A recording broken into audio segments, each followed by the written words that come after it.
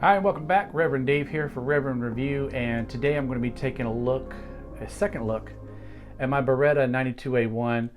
The first video I filmed with this, it didn't come out too well on the iPhone YouTube app, and that was because I filmed it in HDR, so the app is having troubles viewing it.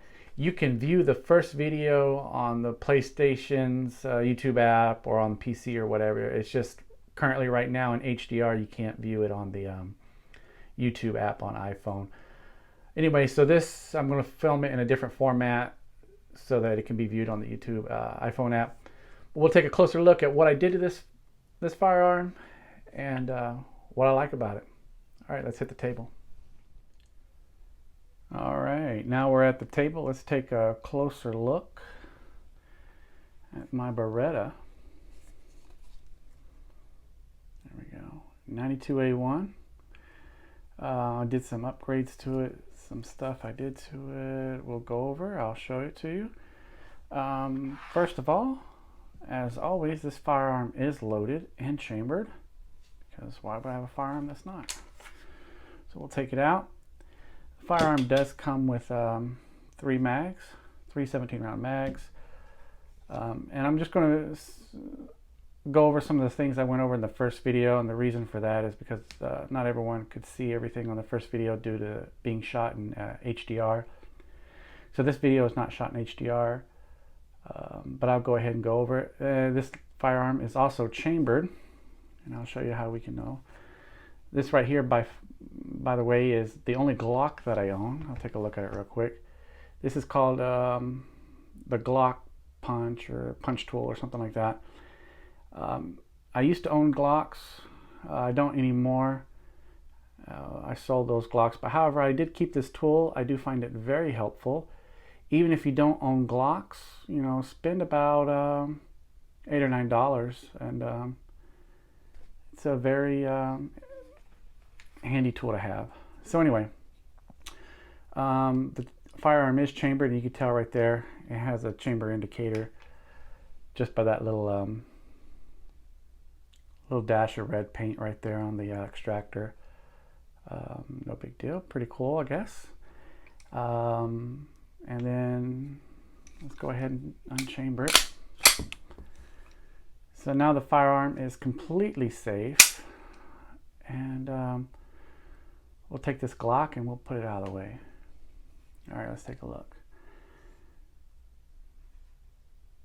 You know, as I was saying before in my other video, sometimes when I am looking to buy a new firearm, I like to watch videos that are given a close-up of the firearm, just so I can see it. You know, of course, holding is better to know, you know, when you actually hold it in your arms and your hands.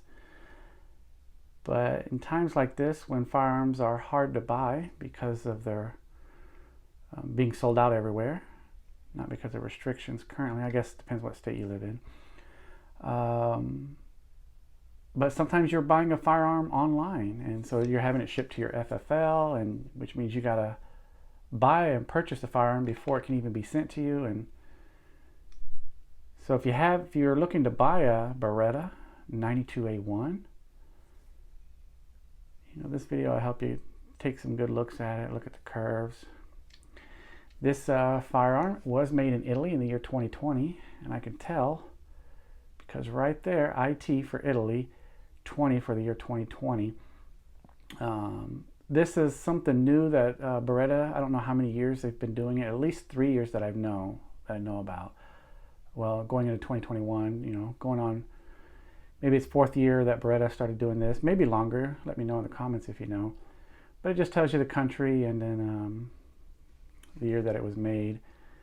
Of course, because it's a Beretta made in Italy, it's got a serial mark on the serial numbers listed on the frame, the slide, and the barrel itself. PB. This is a new mark that I have not noticed on older Berettas, even though some of the older ones may be saying the country and the year that it was made.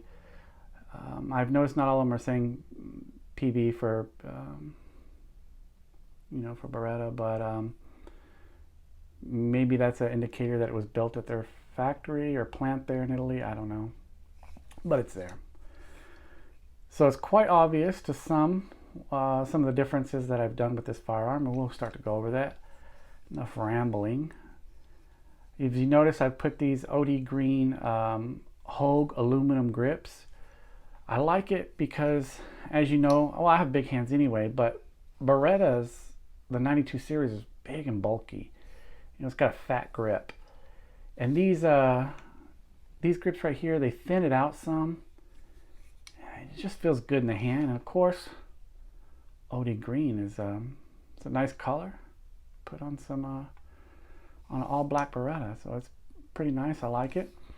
So I changed out the grips, gave me a better feel for it. You see here, I also put in an Wilson Combat extended metal magazine ejector or release. I've also put in a lanyard loop that is aluminum. I've changed out the trigger for a Wilson Combat metal short reach trigger. So the regular one, you know, it's a little longer. You'll reach out there pretty far, but yeah, it feels nice. I did not change out the spring because already out of the box, to me, it has a pretty good trigger. I'm not really a trigger snob, so it doesn't matter. I also, because the 92A1 allows you to change out the front sight, you know, for a tritium sight, and that's what I've done. So I've changed out the rear sight and the front sight with a Trijicon tritium night sights. Very nice.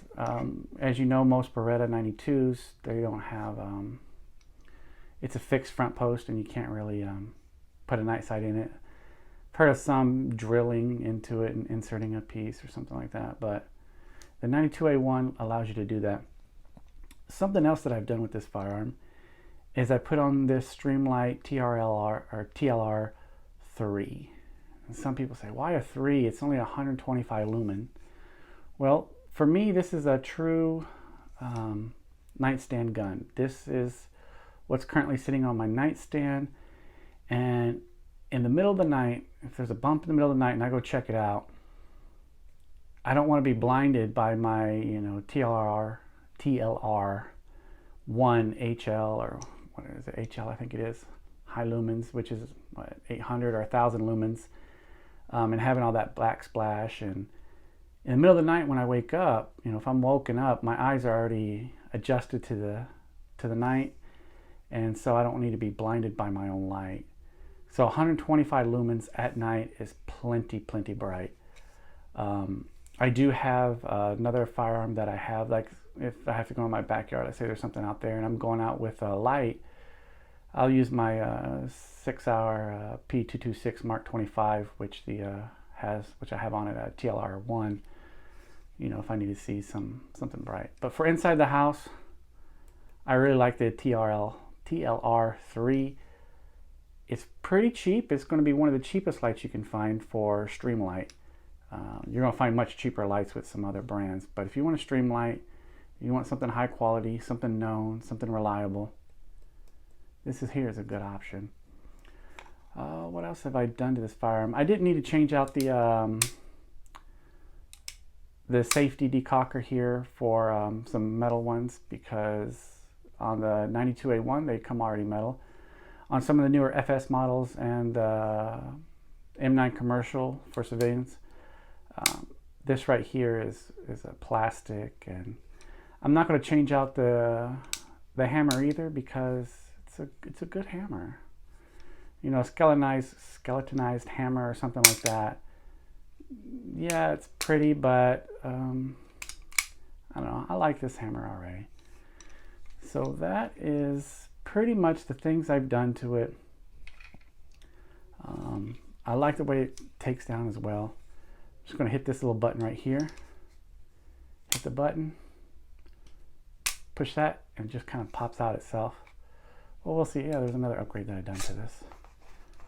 take off. As you see, this is what makes the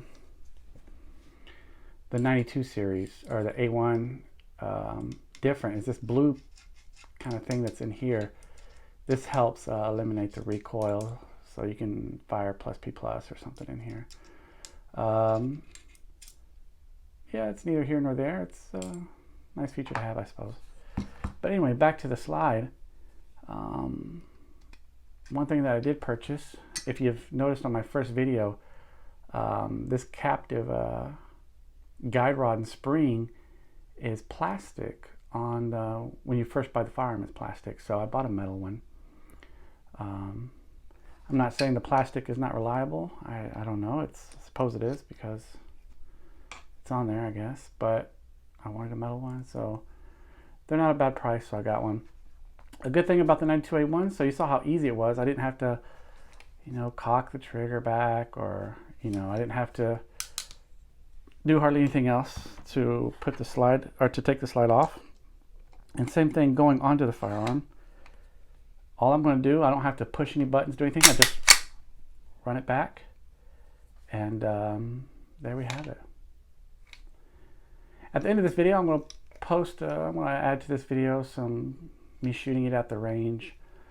When you see me shooting at the range, I'm trying to film and hold it and shoot at the target.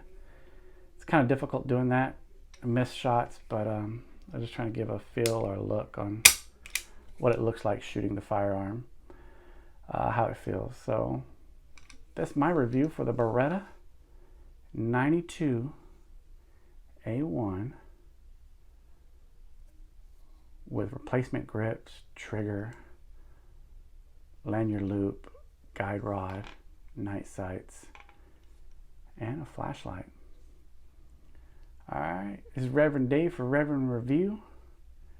Have a blessed day.